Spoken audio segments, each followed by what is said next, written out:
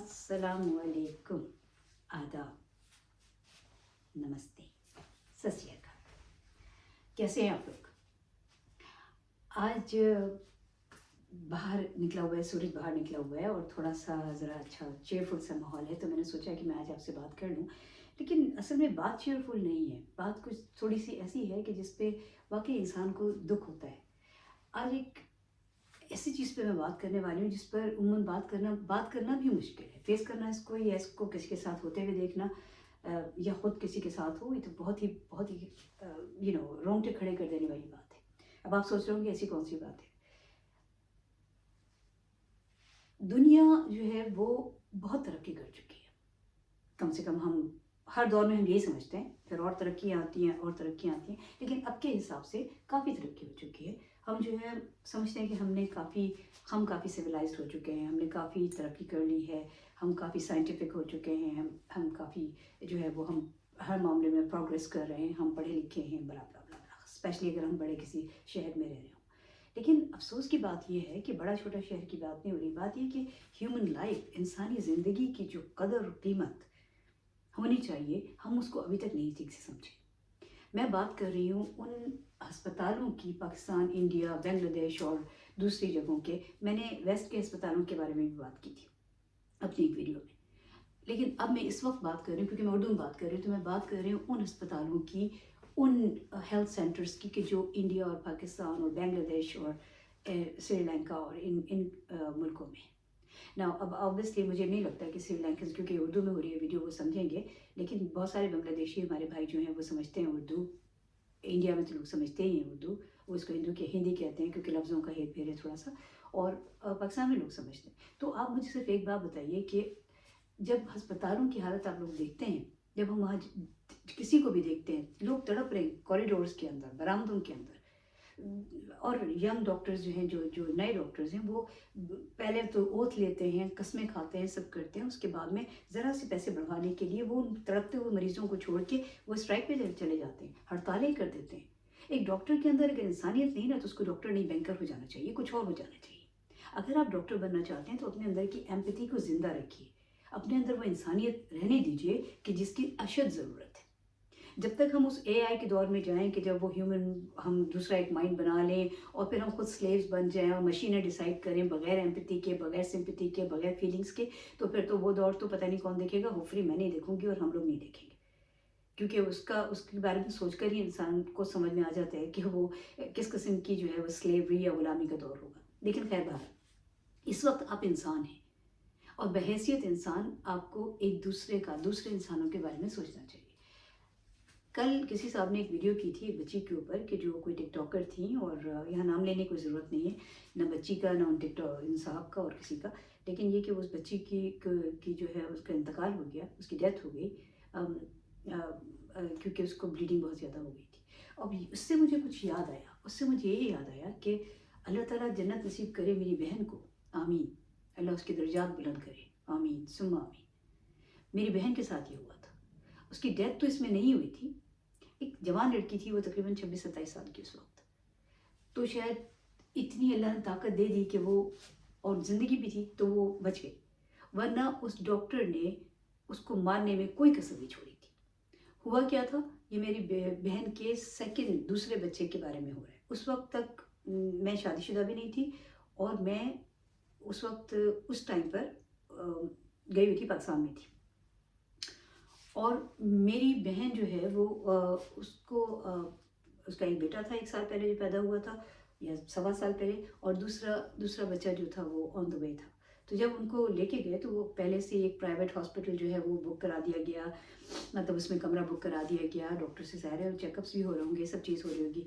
Doctor साहबा भी सुना था कि कहीं अस्पताल के पास ही कहीं रहती थी। और उसके बाद में क्या हुआ, मैं अस्पताल पे एक वीडियो ज़रूर करूँगी, मैं उसका नाम मालूम करके, क्योंकि उसका अस्पताल का नाम और डॉक्टर का नाम उनकी शोहरत के लिए बहुत ज़रूरी है। मेरे ख्याल में उनको हाईलाइट होना चाहिए ताकि दूसरे लोग उनके चुंगल में ना फंसे।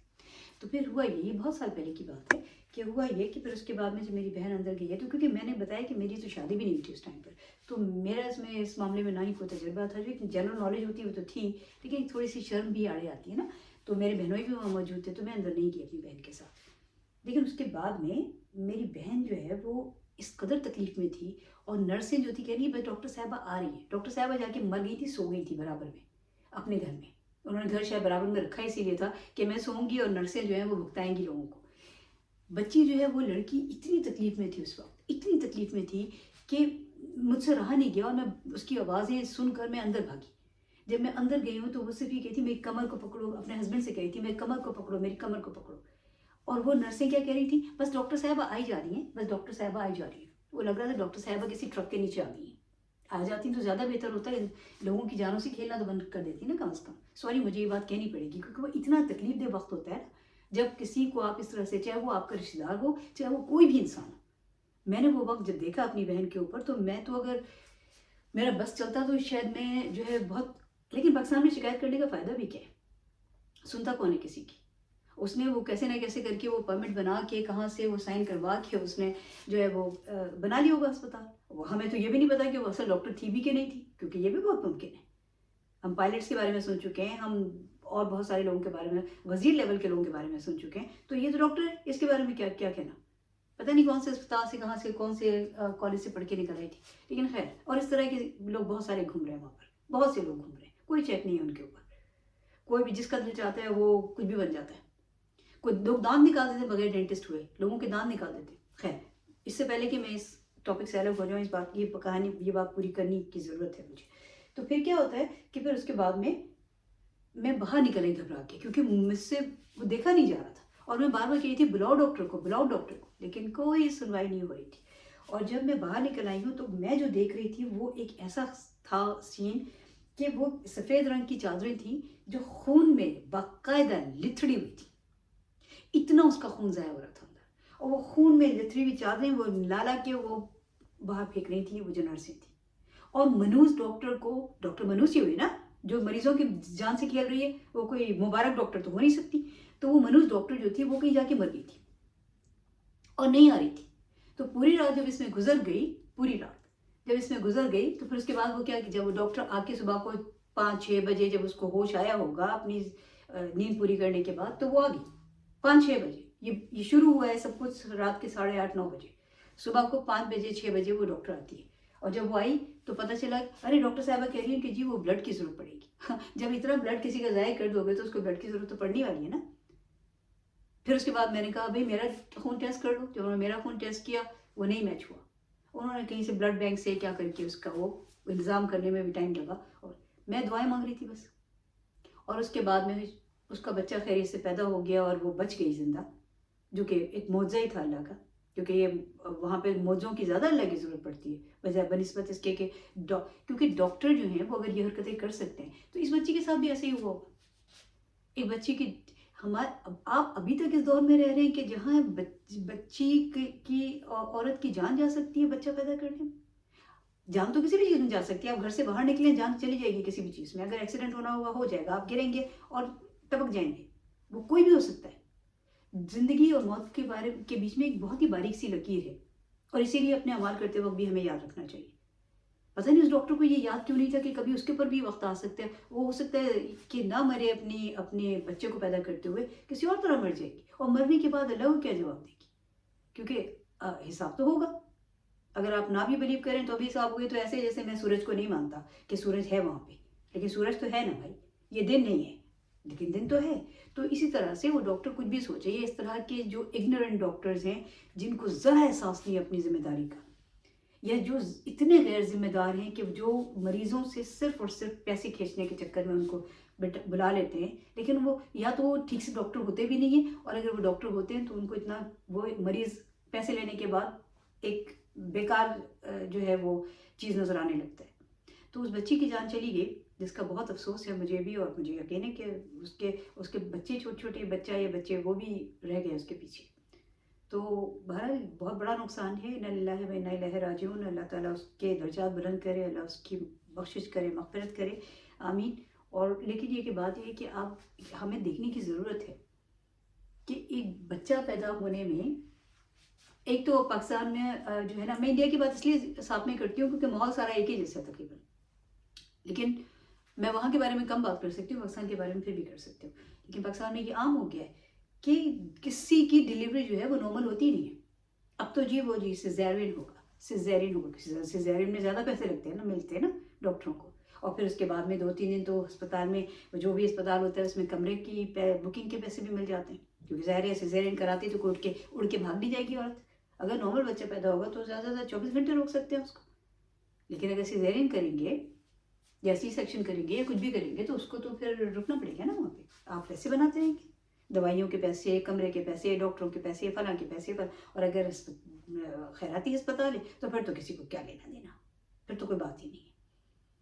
پاکستان کے خیراتی ہسپتال جو گورنمنٹ ہسپتال ہے اور پاکستان کے گورنمنٹ کے اسکول، اللہ بچائے ان سے، کیونکہ وہ اتنے ہولناک جو ہے وہ دکھاتے ہیں حالات کہ انسان کہتا ہے کہ ہم اپنے ملک سے بہت پیار کرتے ہیں لیکن ہم ان سے پیار نہیں کر سکتے کہ جو اس ملک کی یہ حالت کر رہے ہیں.